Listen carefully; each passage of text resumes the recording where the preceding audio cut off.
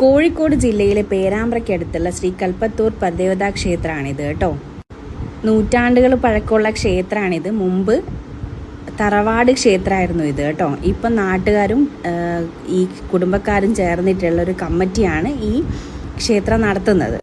ക്ഷേത്രത്തിലെ പ്രതിഷ്ഠ എന്ന് പറയുന്നത് പരദേവതയാണ്. കൂടാതെ ഭഗവതിയുണ്ട്, ഗണപതിയും ഉണ്ട്. ഈ 3 പ്രതിഷ്ഠയാണ് ഈ ക്ഷേത്രത്തിലുള്ളത്. ഈ ക്ഷേത്രത്തിൻ്റെ വലതുഭാഗത്തായിട്ട് വലിയൊരു അഗ്രശാലയുണ്ട്. ആ അഗ്രശാലയാണെങ്കിൽ താഴെ ഒരുപാട് പേർക്ക് ഇരിക്കാൻ പറ്റുന്ന സൗകര്യത്തിലുള്ളതാണ്. ഉള്ളിലേക്ക് കടന്നു കഴിഞ്ഞാൽ നമുക്ക് നടുമുറ്റം കാണാൻ പറ്റും. സൈഡിലായിട്ടൊരു സ്റ്റേജ് പോലെ കെട്ടിയിട്ടുള്ള പരിപാടികളൊക്കെ അവതരിപ്പിക്കാൻ പറ്റുന്ന ഒരു സ്ഥലമുണ്ട്. പിന്നെ കിച്ചൺ വരെ ഇതിനകത്തുണ്ട് കേട്ടോ. ഒരുപാട് മുറികളൊക്കെ ഉള്ളതാണ്. ഈ ഒരു അഗ്രശാലേൻ്റെ അകത്തുണ്ടല്ലോ, ഞാനൊരു 2ാം ക്ലാസ്സിലൊക്കെ പഠിക്കുമ്പോൾ ഡാൻസ് പഠിക്കാൻ വന്നിട്ടുണ്ടായിരുന്നു കേട്ടോ. കുറച്ച് നാളെ വന്നിട്ടുള്ളൂ, ഒരു 10 ദിവസം വന്നിട്ടുണ്ടാവും. പിന്നെ ആ ടീച്ചർ പിന്നെ വന്നില്ല.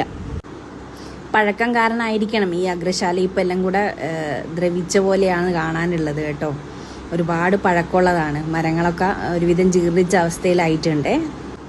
പിന്നെ ഇതിൻ്റെ മേലേക്കും ഉണ്ട് കേട്ടോ. മേലേക്ക് പോയാൽ അവിടെ ഇതുപോലെ ചാരുപടിയൊക്കെ വെച്ചിട്ട് നല്ലൊരു സ്പേസ് അവിടെയും ഉണ്ട് കേട്ടോ.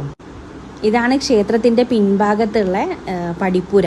ഈ പടിപ്പുരയ്ക്ക് വലിയൊരു പ്രത്യേകതയുണ്ട് കേട്ടോ. ഇത് ഒറ്റത്തടിയിൽ തീർത്ത ശില്പങ്ങളാണ് ഇതിൻ്റെ മേലെയുള്ളത് കേട്ടോ.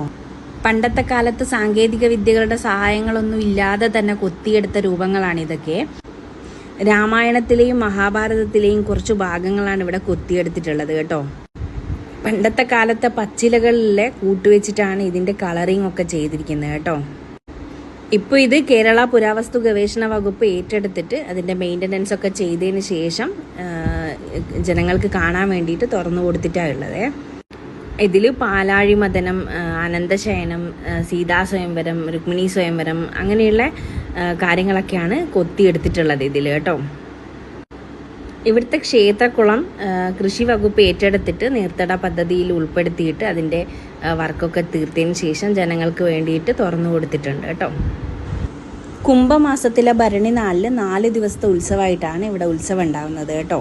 തെയ്യം, തിറ ഇതൊക്കെ ഈ ഉത്സവത്തിൽ ഉണ്ടാകുന്നതാണ്.